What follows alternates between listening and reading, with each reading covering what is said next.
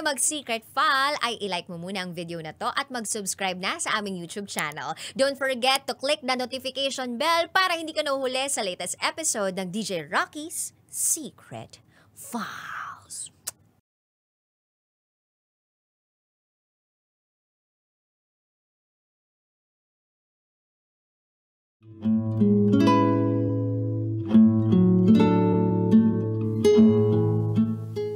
And now, it's time for DJ Rocky's Secret Files.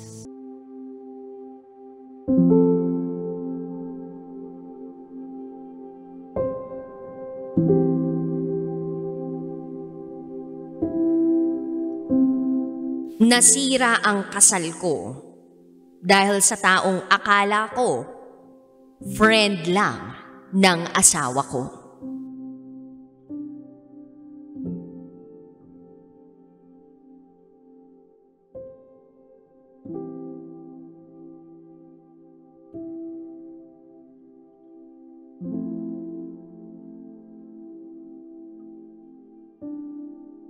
Hi DJ Rocky. Sobrang tagal kong pinag-isipan kung ibabahagi ko ito. But here I am, sharing my story. Baka ito ay isa sa mga paraan para kahit papano ay gumaan naman ang pakiramdam ko. Itago mo ako sa pangalang Olivia. At ito, ang aking secret file.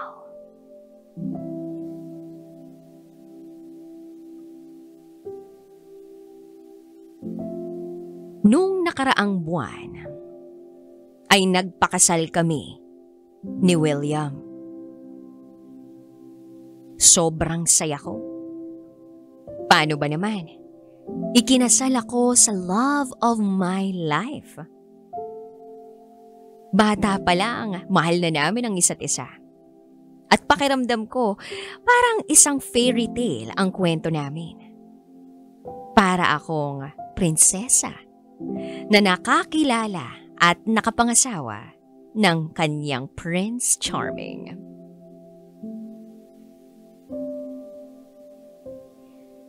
Habang nagpo-photoshoot kami ng bridesmaids ko, nakita ko yung pinsan ni William na itago natin sa pangalang Sofia, na merong kasamang babae. Etong babaeng ito, maputi, chinita, petit, at may itsura. Bago lang siya sa paningin ko. Itago natin siya sa pangalang Tala. Mukha naman siyang tahimik lang. Mukha rin namang friendly. So, nice to meet her. Natapos ang mga picture taking, pumasok kami sa isang room para mag-relax.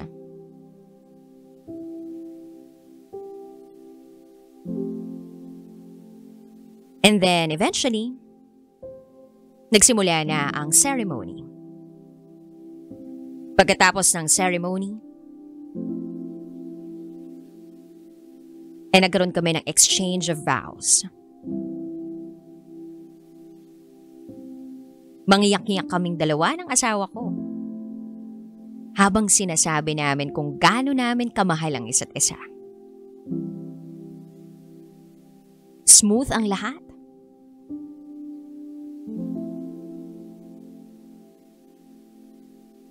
Then, pumunta na kami ng reception. Gusto lang namin ni William ng isang simpleng celebration. Maraming pagkain, maraming drinks, at maraming pika-pika. Then, pumunta ako sa food table. Nakasalubong ko si Tala. Halatang lasing siya. Narinig ko siyang nagrereklamo na sobrang sikip daw sa venue. Hanggang sa bigla siyang lumapit sa akin para magsabi ng mga salitang kahit kailan hindi ko akalaing maririnig mula sa taong hindi ko nga ka-close o kilala man lang. Ang sabi niya, nagtataka raw siya kung bakit ikinasal si William sa taong katulad ko.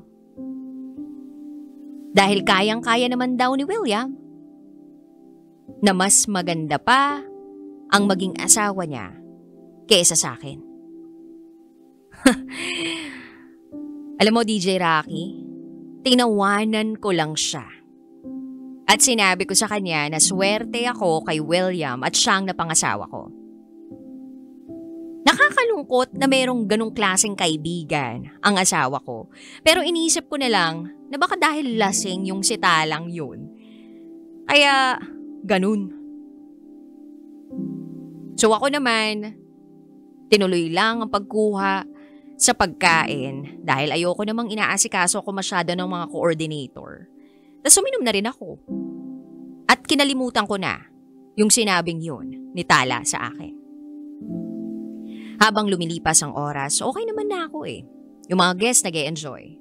Si William, nagsasayawan. Kasama ako. Hanggang sa bigla, may narinig kaming malakas na tunog malapit sa food table.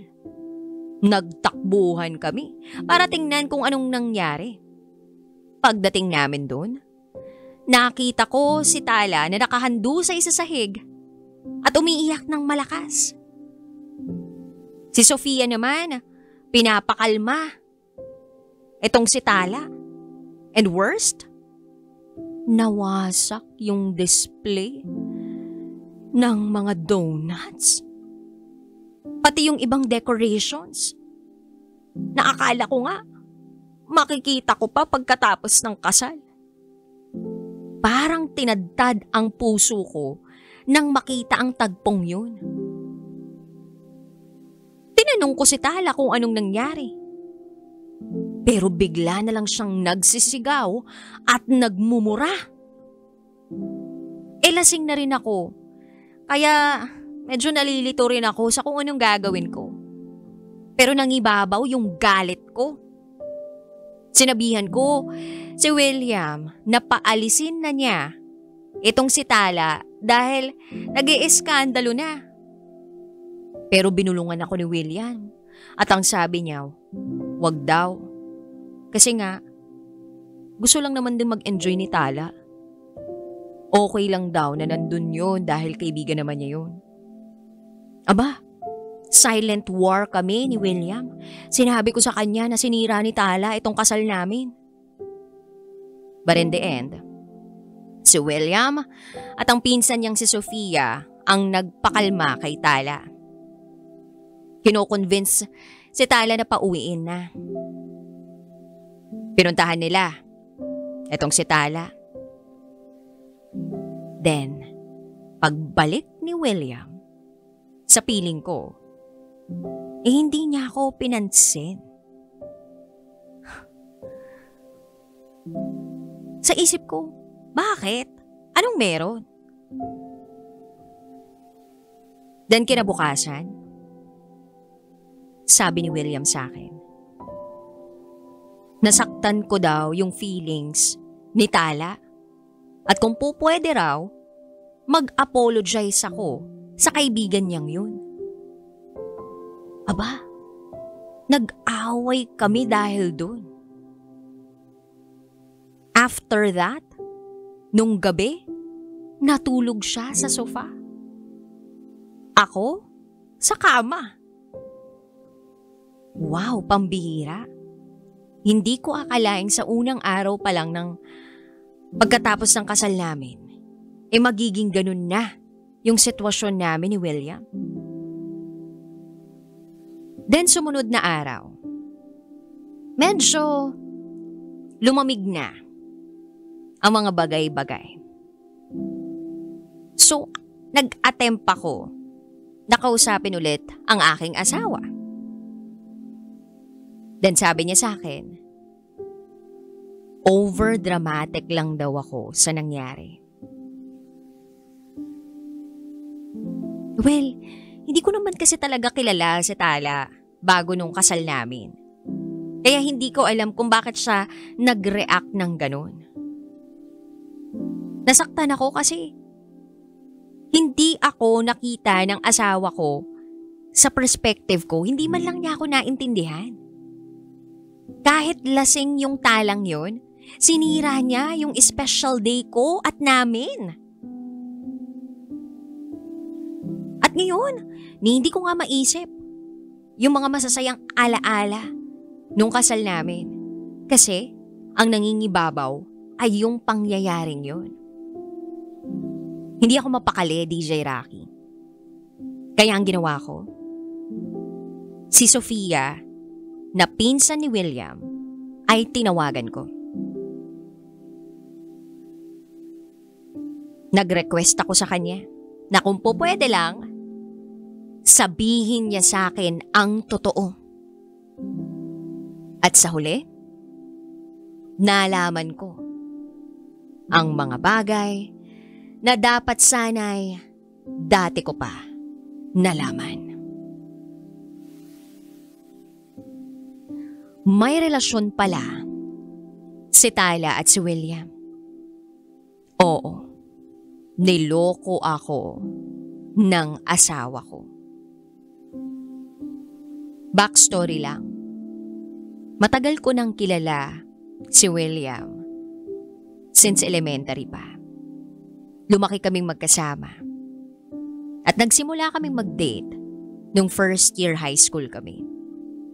Siya ang first ko sa lahat. Kaya naman, hindi ko akalaing yun yung maririnig kong confirmation mula kay Sofia. Parang wasak na wasak yung puso ko.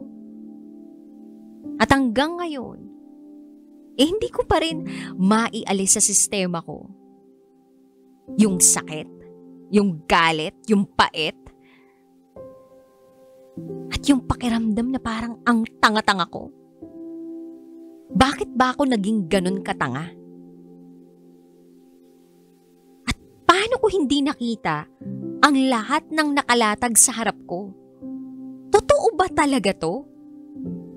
Na wala pang isang linggo pagkatapos naming ikasal ni William, malalaman ko na niloko niya ako? Nalaman ko pa na si Tala ay nag-aral sa ibang eskwelahan nung high school. Si Sofia daw ang nagpakilala kay Tala kay William. Alam naman ni Sofia na merong ako sa buhay ni William. Pero dahil hindi siya boto sa akin, nung nagde-date pa lang kami, dahil parang intimidating daw ako, inintroduce niya daw si Tala kay William. Nag-date sila Tala habang kami ni William. Buong high school. At nung graduate na kami, tinapos na raw ni William ang relationship nila ni Tala.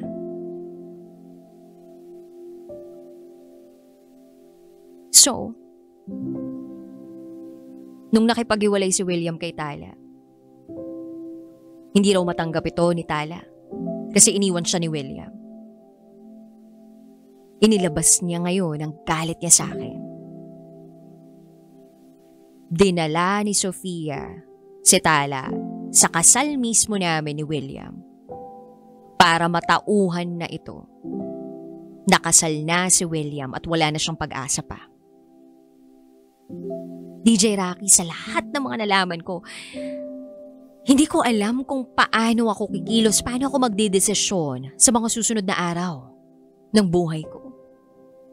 Ni hindi ko kayang tingnan si William.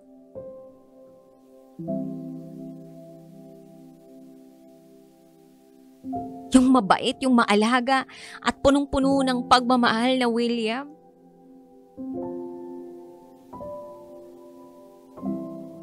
isa lang palang malaking joke? Pagpapanggap lang ba lahat ng yun? Hindi ko alam kung paano ko kakausapin si William. And I really wish na hindi totoo lahat ng mga nalaman ko. Na sana magising na lang ako mula sa masamang bangungot na ito.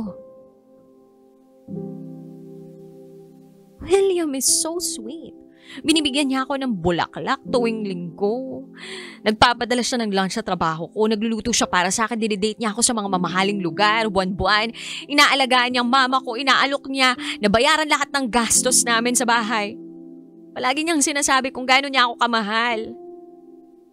At ipinararamdam niya sa akin na safe ako sa piling niya. Na wala akong dapat ipag-alala. At hindi ko siya ipakakasalan kung alam ko lang na dadanasan ko lahat ng ito.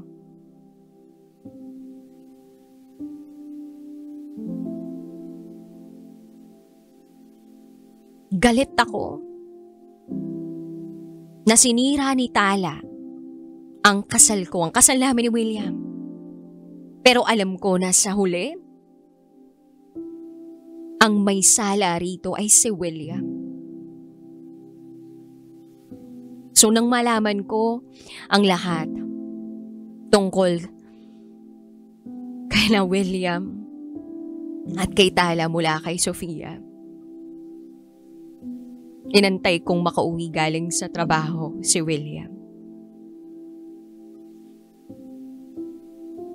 Pinakiusapan ko si Sofia na huwag babanggitin kay William na alam ko na. And in fairness naman, tinupad niya ang pangako niya.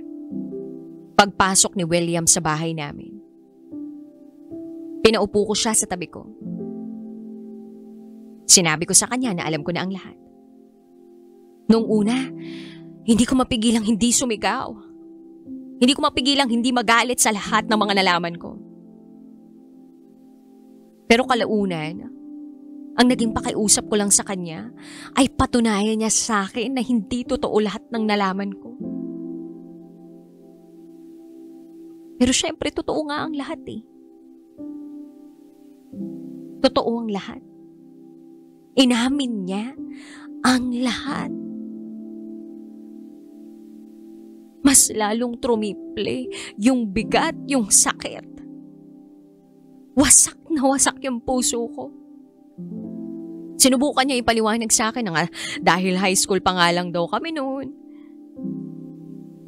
Hindi raw makaka-apekto sa akin yung ganun. It was just a stupid mistake.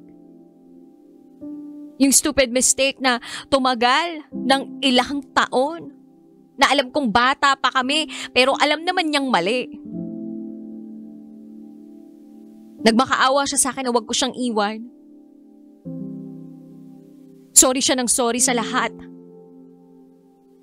Sinabi ko sa kanya kung gaano ko siya kamahal. Pero sinabi ko rin sa kanya na hindi ko kayang magstay pa. Sobrang big deal nun sa akin. Ultimo, yung pinagtatanggol niya si Tala nung araw ng kasal namin kesa sa akin.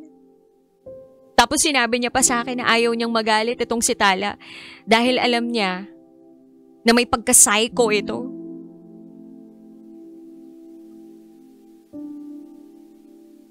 And that only proves na mahal niya pa rin si Tala. Or at least may pakialam pa siya dito sa babaeng to. Kasi bakit niya ipagtatanggol yung babaeng yon sa akin pa hanggang ngayon? Ni hindi niya nga kayang putulin yung babaeng yun sa buhay niya.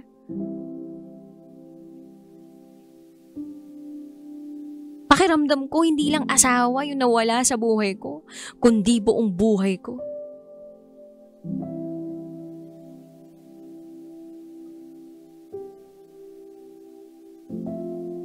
Nung sinabi ko kay William na itutuloy ko ang pag-alis ko, napalitan yung expression niya. From nagmamakaawa, nagalit siya.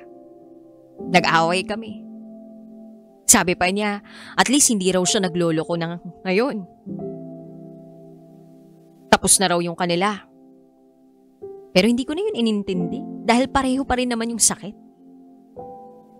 Tinawagan ko yung nanay ko. Sinabi ko sa kanya yung lahat. Kaya dun muna ako umuwi sa bahay ng nanay ko. Kinuha ko yung mga gamit ko sa bahay namin ni William, yung mga mahalaga. Tawag ng tawag sa akin si William habang nagmamaneho ako papunta sa bahay ng nanay ko. Hindi ko siya sinasagot. Pinakita niya naman sa akin kung anong ibig sabihin ng pagmamahal. Pero siya na mismo ang sumira ng pagmamahal para sa akin. Hindi lang naman kasal yung nasira kundi buong buhay. Buong buhay ko. Wala ni isa sa pamilya ni William, maliban kay Sofia na pinsan niya, ang nakakaalam na niloko niya ako. O tungkol sa nangyari at nangyayari. Mahal na mahal ko yung mga magulang ni William. At alam kong mahal din nila ako. Sina Sofia at Tala, sinusubukan nilang makipag-communicate sa akin pero ayoko na silang pansinin. Then the following week, nangingi ako ng advice sa isang kilala kong lawyer. Sabi ko, pwede pa ba na ma-annul kami? May binanggit siya tungkol sa hindi pagpapadala ng marriage certificate namin sa mismong munisipyo at kung ano-ano pa. And I just told my lawyer na gawin ang lahat para walang reflection.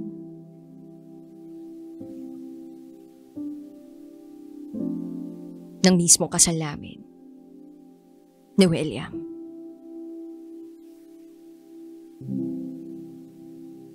Sa ngayon, alam ko na hindi na si William ang lalaking akala ko pinakasalan ko. At ayoko na siyang maging ama ng mga anak ko.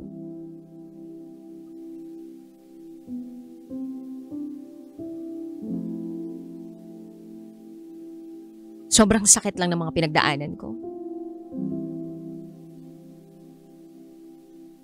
At alam ko na medyo matagal-tagal bago ako makamove on dito.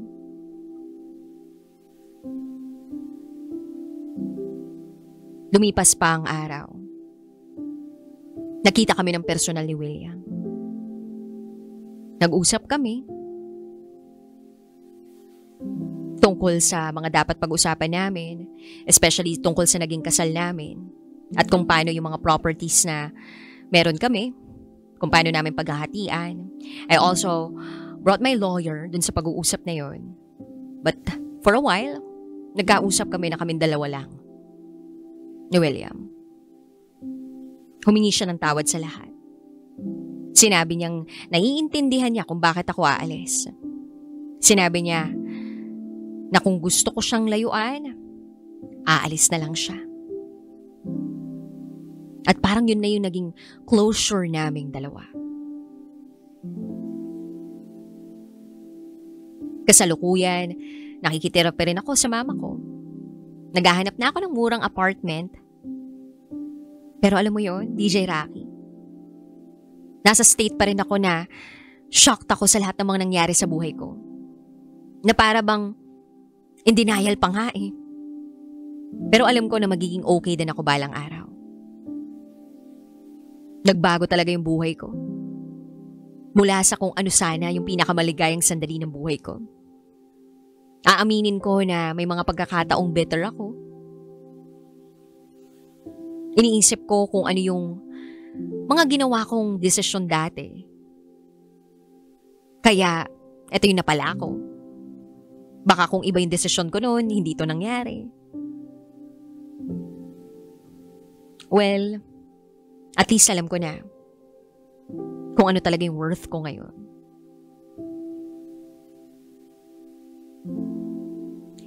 DJ Rocky, maraming salamat sa pakikinig sa akin ha.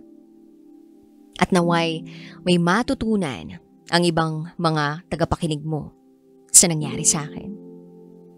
Huwag matakot magsimula ulit. Hanggang dito na lang po. Muli, ako si Olivia. At ito, ang aking Secret File.